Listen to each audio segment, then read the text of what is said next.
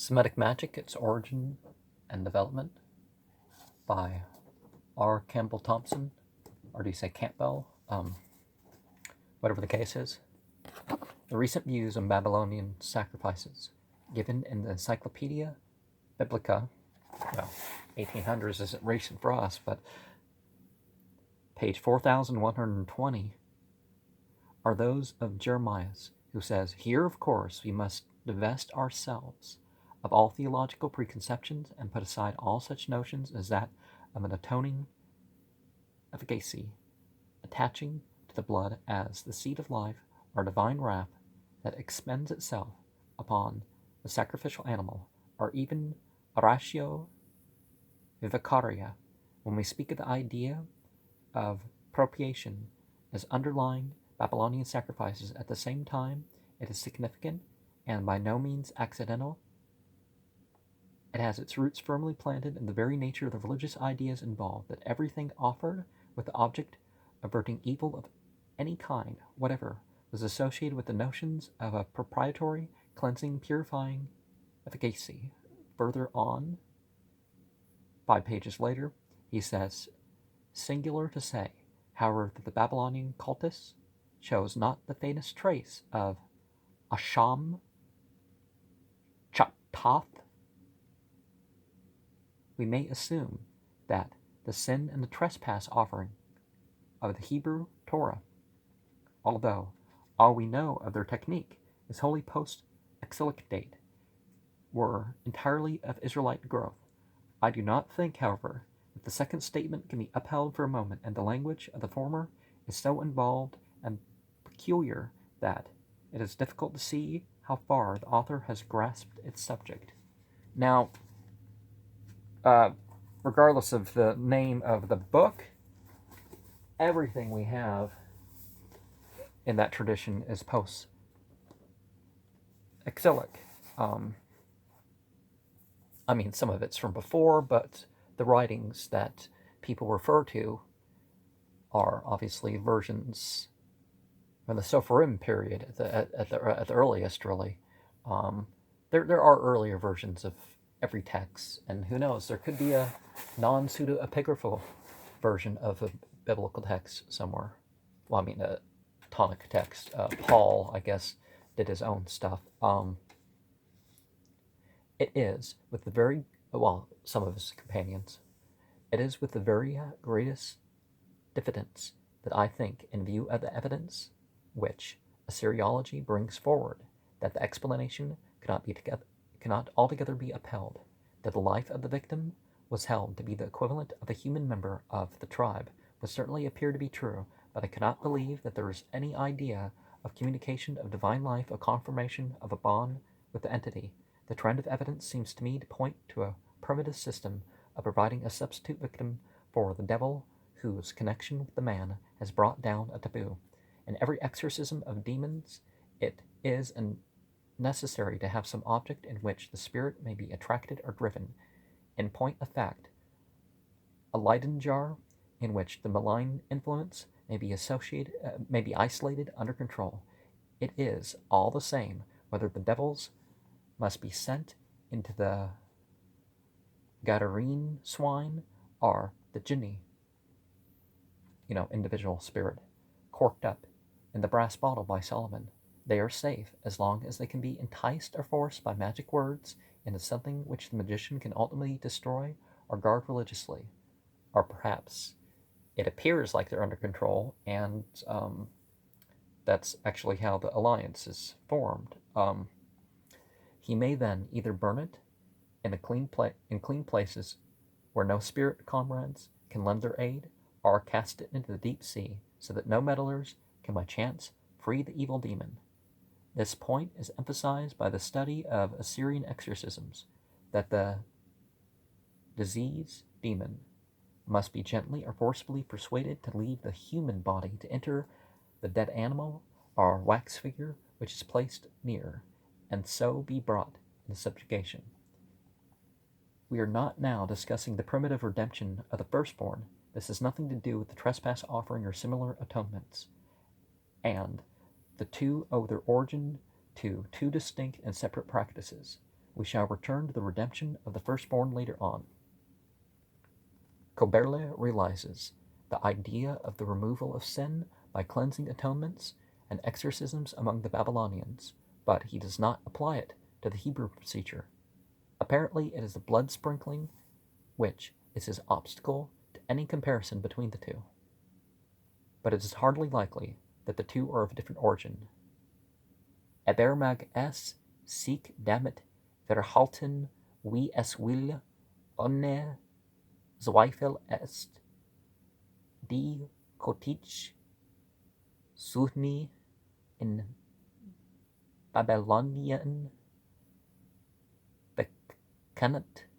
Sie hat dort nirgends den Zweck, den Menschen vor der Gottheit zu schützen.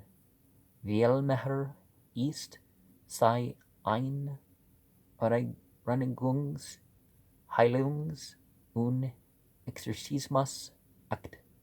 Doch weiß die Eigenart der hebräischen Zuhörenden eher auf die primitiven ursemitischen Opferformen hin, wonach die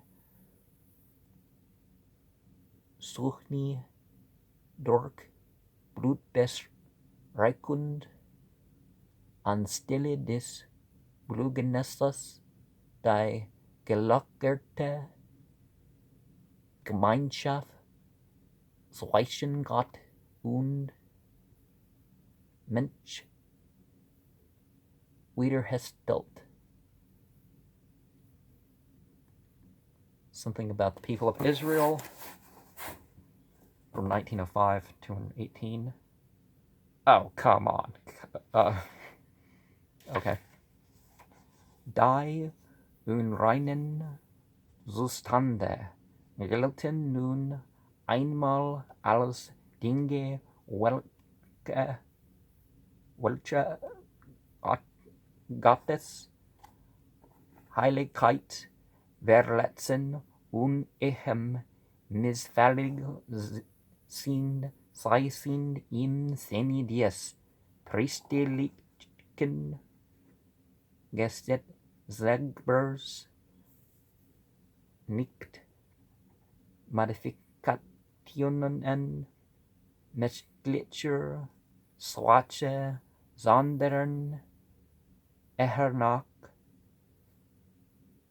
Modifikationen menschlicher und kreaturlicher Verderbnis, wenn auch nicht so deutlich wie sonst diese Korruption als Folge der Sünde hingestellt wird.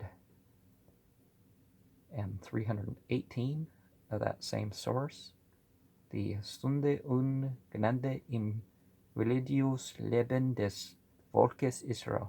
Okay. Sünde wird man durch Berührung Genusses, so I don't know how USW is said, von Dingen, die tabu sind. Wir sehen hier hinein in die primitivsten Formen der religiösen Beurteilung der Sünde. Daneben finden wir auch den nachsichtlichen Maßstab, wenn die Sünde als Abhorrung, wenn die Gottheit als Abweichung vom rechten Weg, als Übertretung göttlicher Gebote gefasst wird. Page 20 of the same. and compare Dillman's edition of Nobel's Leviticus of 1880, page 381.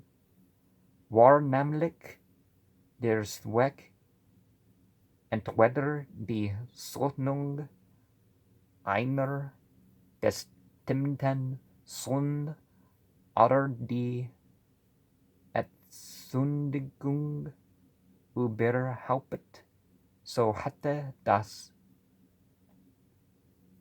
Sündopfer als Zutreten bestehend in einem männlichen oder weiblichen Wehrfüßler bestehenden je nach der Personen des Darbringers meist aus dem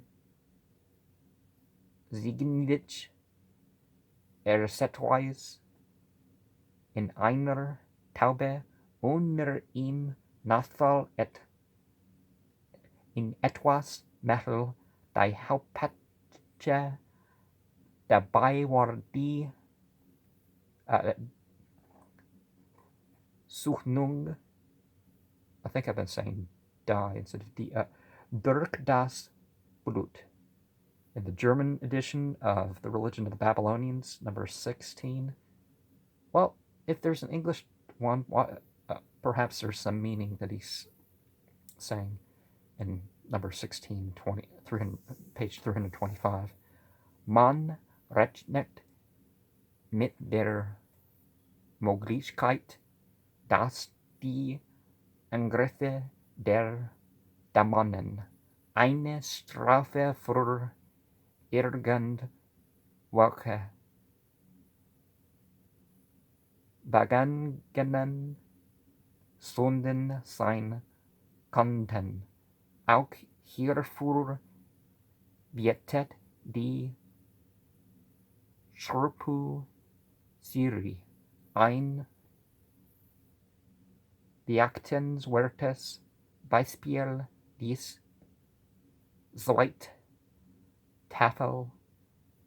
entfällt nämlich ein Langliste von Übeltaten derentwillen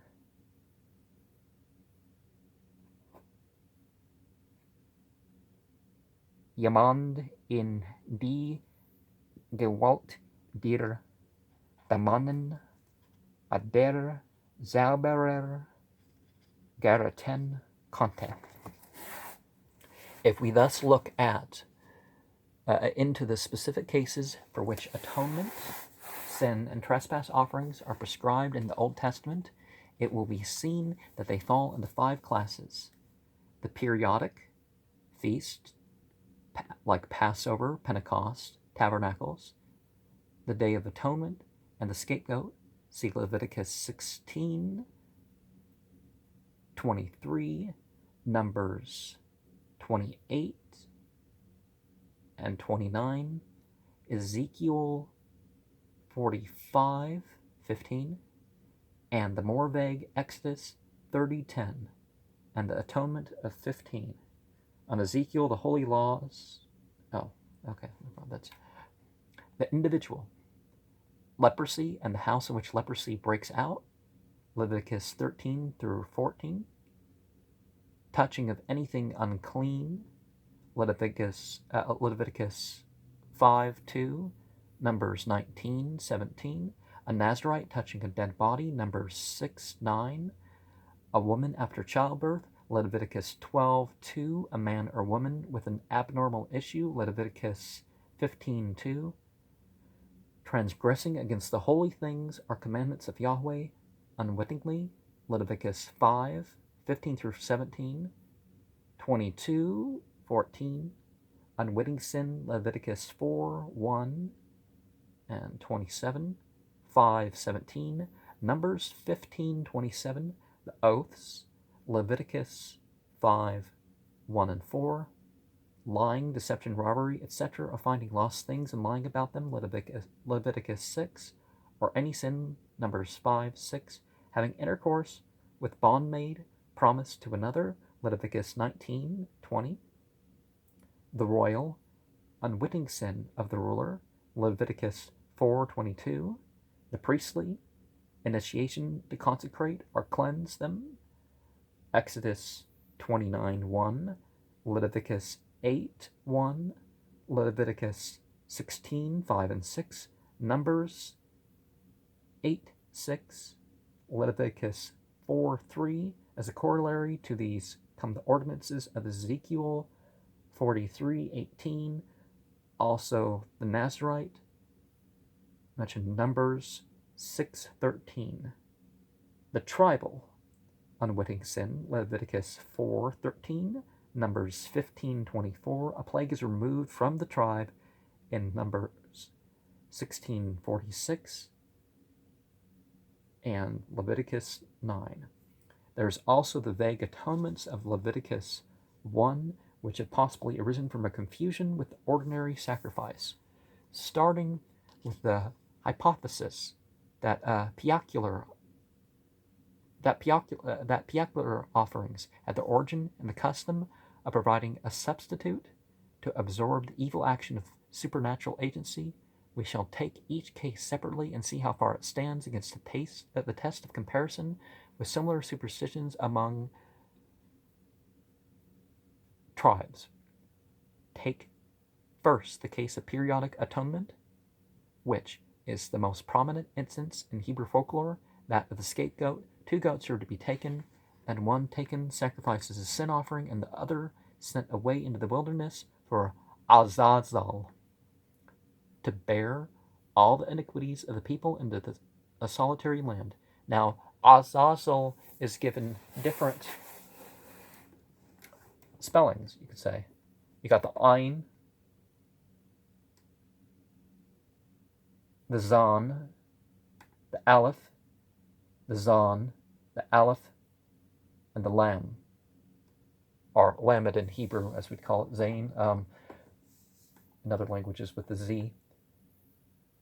But you can drop that second A, which is usually how it is, but there's an older variant that I thought we should mention. I've taken the liberty of giving the salient assistances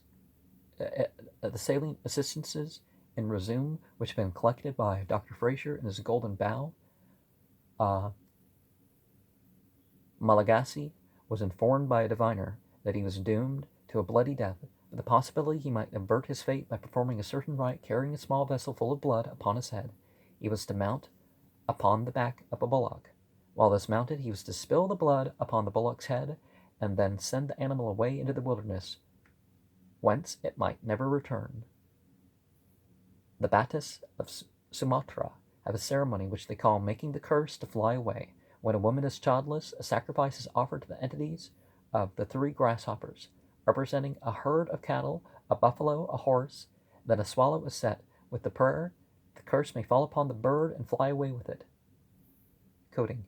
Among the Majwar, a Dravidian race of South Marzipur, if a man has died of a contagious disease, such as cholera, the village priest walks in front of the funeral procession with the chicken in his hands, which he lets loose in the direction of some other village as a scapegoat to carry the infection away. Among the Burghers are Badagas of the Nilgiri Hills in southern India. When a death has taken place, the sins of the deceased are laid upon a buffalo calf. A set form of confession of sins, the same for everyone, is recited aloud, and then the calf is set free and never afterwards used for common purposes. The idea of this ceremony is that the sins of the deceased enter the calf, or that the task of his absolution is laid on it. They say that the calf very soon disappears and it is never heard of afterwards. Let me, is it Surah 5, Surah 6, kind of talk about certain cattle superstitions that God's never ordained, the like of setting animals free for not use and cutting ears, and Surah 4 talks about that, doesn't it? So things aren't the same amongst all of what people are going to call Abrahamic religions in this regard. And it definitely, monotheist religions don't send off offerings to Azazel or other spirits. Or Azazel is Malak Taus, which is Gnog Manog, stinking body, sort of the agent of Ahriman, Angra Manu. But that's in another area that I've talked about. But he gives the following examples also: chickens daubed with vermilion, goats, or even pigs as a last resort are driven away from the cholera sweat villages in central India in the hope that the disease may depart. In 1886, during the smallpox, the people of Jaipur made a puja to a goat, marched it to the Ghats, and let it loose on the plain. In the case of the Aymara Indians of Bolivia and Peru, the scapegoat was a llama. The periodic expulsion of evils is gone into at great length by Fraser, Volume 3, 70 of his Golden Bough, who instances the Esquimaux of Alaska, who chose the moment of the sun's reappearance to hunt the mischievous spirit Puna from every house. The Iroquois inaugurated the new year in January, February, or March, and on one day the ceremony of driving away the evil spirits from the village took place. In September, the Incas of Peru celebrated a festival called Situa, the object of which was to banish from the capital and its vicinity all disease and trouble. The Negroes of Guinea annually banish the devil from all towns with much ceremony. Among the Haus of northeastern India, the great festival of the year is held in January. An evil spirit is at this time supposed to infest the place, and has to be driven out by processions shouting. In Bali, to the east of Java, the people have the periodic expulsions, generally on the day of the dark moon in the 9th month. We've just finished a particular sort of 9th month. The Shans of southern China annually expel the fire spirit. On the last day of the year, there is observed in most Japanese houses a ceremony called the exorcism of the evil spirit. In Tonquin, a general expulsion of malevolent entities commonly took place once a year. In Cambodia, it takes place in March. Among the Watyaks of East Russia, on the last day of the year or New Year's Day, he quotes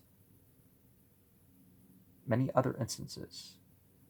He goes on further to discuss scapegoats and compares the embodied devils, i.e. men dressed as devils chased to the mountains among the Pomas of California, and the Mandan Indians who chased the man to represent the devil at their annual festival. According to the Mishnah of Leviticus 16, the Hebrew scapegoat was not allowed to go free in the wilderness, but was killed by being pushed over a precipice. Yoma 6:6. Debiah, Syria, number 58, is quoted by Robertson Smith in his Religion of the Semites. The common people, in hastening the departure of the scapegoat, used to pull the pieces of hair to accelerate its pace. Yoma 6:4. On the Day of Atonement, it is forbidden to eat, drink, wash, perfume, put on shoes, or cohabitate with women. Barakoth 3:4. Note that the pre-exilic worship knows no such day as is described in Leviticus 16. Encyclopedia of the Bible 384. Fraser has shown how the yearly atonement is a regular custom among many tribes, and this is ample proof that it was not peculiar to the Hebrews through some special revelation. Hitherto, however, this annual scapegoat has not been met with the cuneiform inscriptions as far as I know, but such negative evidence is naturally valueless to prove that the custom did not exist in Assyria. And Mphosli refutes Mr. Prince's theory of a living scapegoat in Assyrian, which he puts forward, basing it on the cuneiform text published by Halpert. Since then, however, Mr. Prince has put forward another article, August 1903, 133, in Journal Asiatic, July-August, maintaining his previous proposition from the same text, which he translates as follows. Oh, come on. Gives a translation in our language. Prens le yuquetin que allege la daulure place sa tête sur la tête du malade du caté du roi, fils de son Dieu. Sieste à dire le patient, chasse-le, que sa salive dans sa bouche coule librement. Soit la chi, que la roi soit pur, que il soit san. Saying, Mphosli has answered it in footnotes of the same paper, and as he probably points out, chasse-le is not right because, as a translation for u mate gurgur, which should be rendered by the Syrian equivalent kuper, make atonement for. Consequently, there is nothing to show that the Buquetin was alive, and from a comparison of similar texts in which the animal has obviously been slaughtered, it is plain that Mphosli is correct when he says it was killed. The second class contains the remarkable rites in this Hebrew atonement system for cleansing the leper, or the house in which leprosy has appeared. The origin of these spells is clearly to be found in the principle of sympathetic magic. The priest is to take 2 birds, cedar, scarlet, and hyssop, and after killing one of the birds in an earthen vessel over running water, he is to dip the remainder in the blood of the dead bird and in running water, and to sprinkle the man or the house 7 times, but he shall let go of the living bird out of the city into the open fields. On the Talmud on leprosy, 12:1 enlarges this in the following way: all buildings receive uncleanliness and leprosy except the buildings of foreigners. Well, if you can translate the Hebrew, why not translate other things? He who buys houses from foreigners must first inspect them. A round house, a 3-cornered house, a house built on a ship or on a mast, or one built on 4 beams, do not receive uncleanliness and leprosy. But if the house is square, even though it be built on 4 pillars, it receives uncleanliness and leprosy.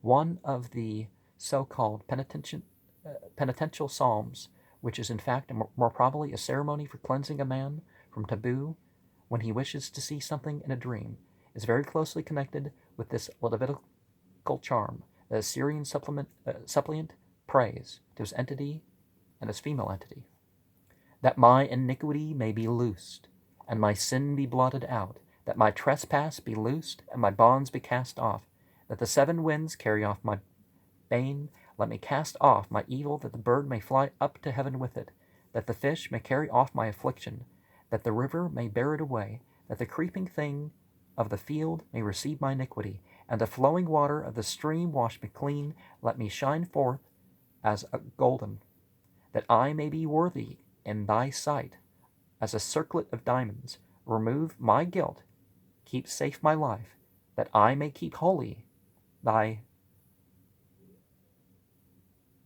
temenos, and stand before thee. Let my sin pass with my evil, that I be safe with thee. Vouchsafe to me to see a favorable dream. Be happy, the dream that I see. Be true, the dream that I see. Turn to fair omen, the dream that I shall see. May Machir, the entity of dreams, stand at my head, and let me enter into Esagila, the place of the house of life.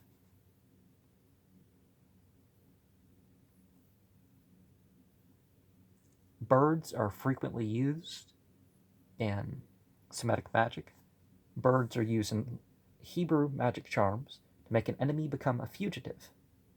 A man had only to write certain words in a bird's blood and bind them on the bird's foot and let it fly into the open fields.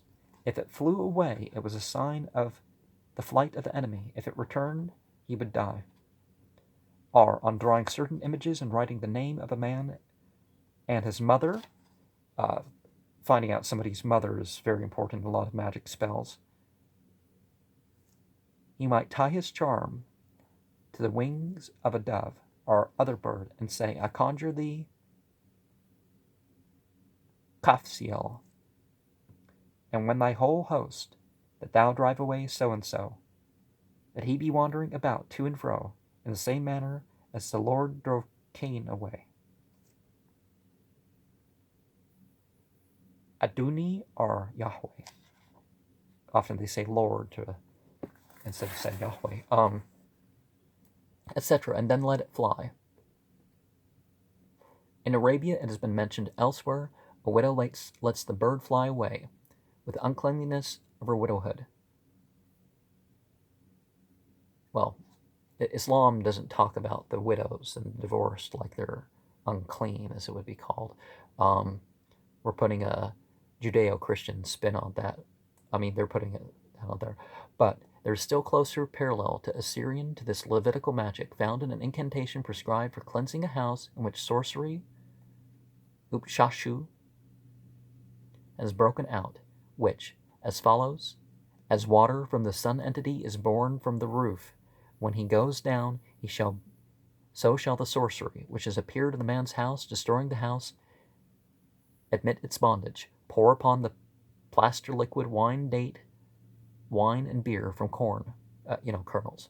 The vessel of the mixture thou shalt overlay with thy feet and come away. A sunset shall be cast into the river. The man that carrieth it shall not enter the house for 7 days.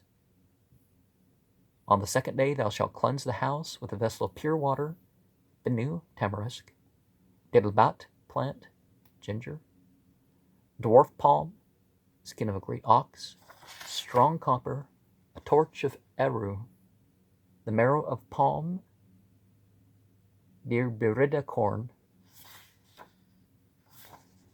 Thou shalt overlay the floor of the whole of the house with bitumen, plaster, and oil of cedar. At each door thou shalt set a censer, cypress, and cedar.